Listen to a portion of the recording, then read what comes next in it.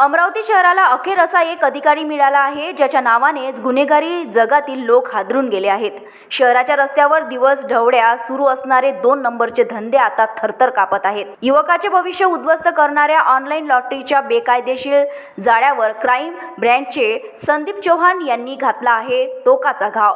लॉटरीच्या आडून चालणारा काळा धंदा, घराघरात पोहोचणारा व्यसनाचा शाप हे सर्व थांबविण्याची जबाबदारी त्यांनी स्वतःवर घेतली आहे। शहरात बेकायदेशीर MDK, वरली सट्टा, नकली दारू अशा अनेक घातक धंद्यांनी आपले डोके वर काढले होते। गेल्या काही वर्षात हे रॅकेट इतके बळकट झाले होते की सामान्य नागरिकांनीही पोलीस प्रशासनाकडून एक दबंग आणि धाडसी अधिकाऱ्यांची मागणी केली होती।